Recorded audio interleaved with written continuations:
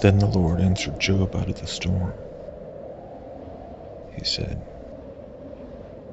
"Who is this that darkens my counsel with words without knowledge? Brace yourself like a man. I will question you, and you shall answer me."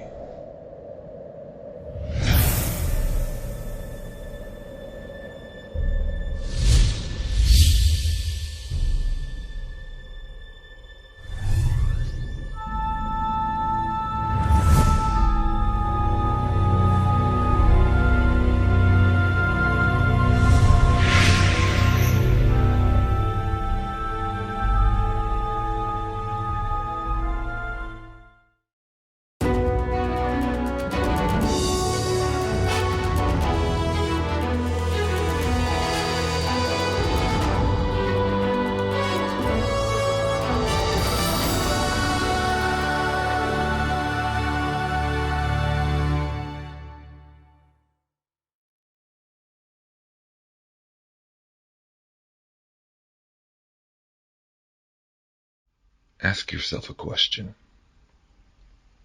How many times do you think you've seen the globe in your lifetime, in a year, in a single day?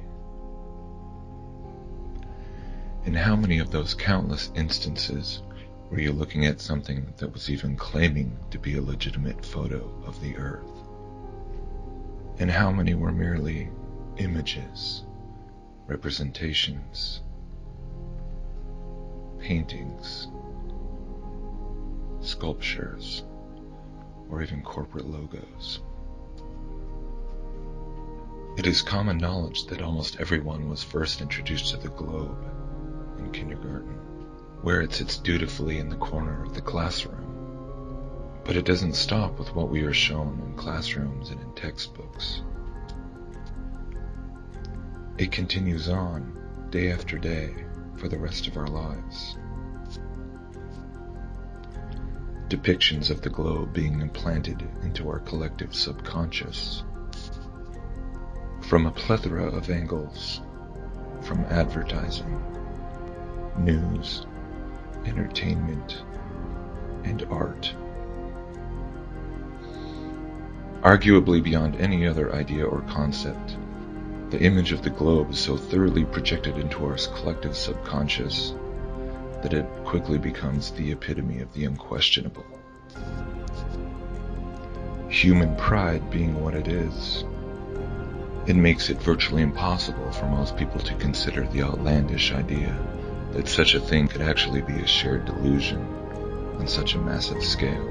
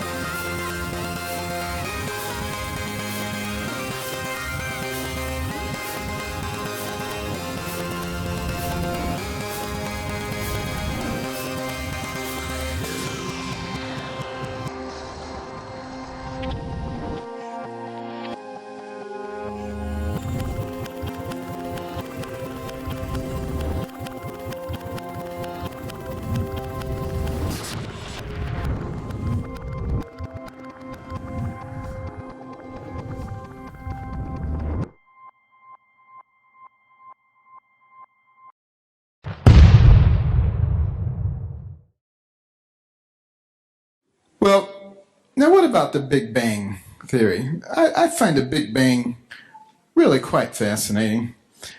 I mean, here you have all these highfalutin scientists, and they're saying that there was this gigantic explosion and everything came into perfect order. Well, there was nothing, and it banged and created everything, which was crazy. How is that science? Nothing becomes something and explodes and creates everything. But the Christian community or the church basically just attached God to the bang.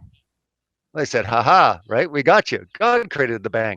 So I think it was just a very easy way for people to say, nope, God created the bang. We don't need to worry about that. Let's just worry about this big monster lie that we came from monkeys. All we ever hear everywhere we go is monkey man science. That we evolved, as Kent Hovind would say, from goo to you by way of the zoo, over millions of years. And that we are on a tiny spinning ball going around an average sun and an average solar system and an average galaxy among trillions of galaxies in an ever-expanding universe. In other words, we're nothing special. For a long time, whether it was like, John Calvin or Augustine, or you're getting into Martin Luther, they were all fighting Copernicus. But what they were geocentric. We are stationary. Everything moves, but we don't. I have to say, probably one of the most harshest quotes. Calvin never pulled any punches, but it's from his sermon on 1 Corinthians 10, and I'll quote it really quickly. He says, "The Christian is not to compromise so as to obscure the distinction between good and evil. It is to avoid the errors of those dreamers who have a spirit of bitterness and contradiction, who reprove everything and prevent the order of nature. We will see some who are so deranged, not only in religion, but who in all things reveal their monstrous nature, that they will say that the sun does not move, and that it is the earth which shifts and turns. When we see such minds, we must indeed confess that the devil possessed them, and that God sets them before us as mirrors in order to keep us in his fear. So it is all who argue out of pure malice and who happily make a show of their imprudence. When they are told that it is hot, they will reply, no, it is plainly cold. When they are shown an object that is black, they will say that it is white, or vice versa, just like the man who said that snow is black. For although it is perceived and known by all to be white, yet he clearly wished to contradict the fact. And so it is that they are madmen who would try to change the natural order and even to dazzle eyes and benumb their senses." Now that's John Calvin. That has to be that's a harsh quote. The devil possessed them, they're madmen. Friedrich Nietzsche, in his philosophical novel Thus Spoke Zarathustra, blames the death of God on the Copernican revolution. As Zarathustra put it, "Where has God gone? I shall tell you. We have killed him, you and I. We are as murderers.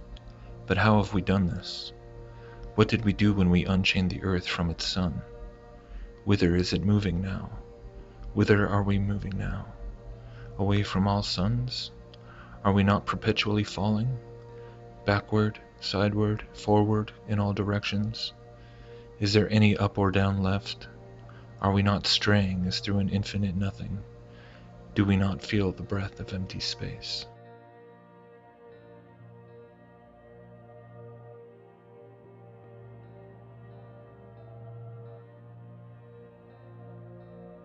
Historian Herbert Butterfield, in The Origins of Modern Science, indicates that the Copernican revolution, quote, "outshines everything since the rise of Christianity and reduces the Renaissance and Reformation to the rank of mere episodes, mere internal displacements within the system of medieval Christendom, while transforming the whole diagram of the physical universe and the very texture of human life itself.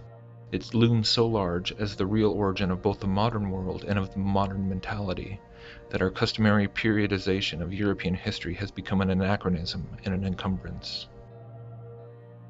The true spark which ignited this Copernican revolution was the introduction and adoption of the so-called Copernican principle, named after Nicholas Copernicus.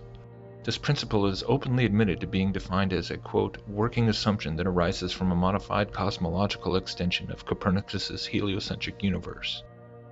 Under the modified Copernican principle, neither the sun nor the earth are in a central, specially favored position in the universe. In some sense, it is equivalent to the mediocrity principle. More recently, the principle has been generalized to the relativistic concept that humans are not privileged observers of the universe. Now, it is interesting enough to note that the so-called Copernican revolution, which sparked the alleged scientific advancements of the entire Renaissance period in Europe, is openly based upon the preconceived cosmological assumptions of heliocentrism and a massive isotropic universe. After all, assumptions are just that, assumptions. True science is supposedly driven by the observable evidence alone. However, I would like to propose that embedded within the so-called Copernican principle lies a more implicit philosophical assumption, whose implications are far more significant and far-reaching than the average treatment of the subject typically allows. When we stop and closely examine the cosmological assumptions of this principle, which was not actually expressed by Copernicus himself, by the way, we begin to realize that inherent to all these assumptions is the underlying philosophical and metaphysical assumption of materialism. This most fundamental of assumptions is seemingly almost slipped in without wanting anyone to stop and even take notice. But once you realize it, it's impossible not to see it. In order to operate under these working assumptions, such as the idea that the universe looks the same from wherever it is observed, or that the Earth holds no special privileged position within the universe, one has to already operate under the assumption that the universe as a whole is categorically and qualitatively homogeneous. That is to say, everything there is can be quantified, measured, fit within some to-be-determined set of physical laws. In essence, everything is physical, everything is matter, subject to the same overarching principles of motion and energy, observability and action. In short, materialism. Now, once this philosophical assumption was set in place and accepted within the circles of academia as the foundational piece upon which all else was built, everything which followed that comprised the so-called scientific revolution, through the Renaissance on up to the modern day, carried with it this underlying philosophical assumption. And this is of great consequence, because indeed, from our current standpoint in history, this is not something that is at all appreciated, particularly by people who prefer to hold on to a glowing appraisal of figures like Isaac Newton, who is heralded by many modern Christians as an epitomal example of a seemingly God-fearing Christian man, who furthered the advances of science and human knowledge, because he is believed to have been motivated by a theistic worldview which accepted that the creation should logically have an observable order and that could be measured and calculated with our God-given ability to reason.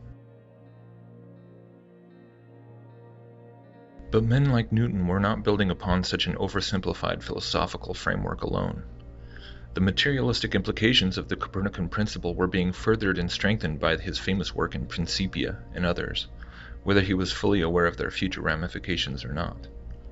Good intentions are not the ultimate measure of truth, and so it was with Newton in his attempt at establishing a mathematical compendium of the physical laws of the universe. Because once the foundational assumption of materialism had been thoroughly applied towards the physical sciences by men such as Copernicus, Kepler, and Newton, and their theoretical mathematical models, it didn't stop there. After the physical sciences had become dominated by this materialistic paradigm, it continued on into the biological sciences. Darwinism did not arise in a vacuum, nor did any of the subsequent academic onslaughts of social and behavioral sciences.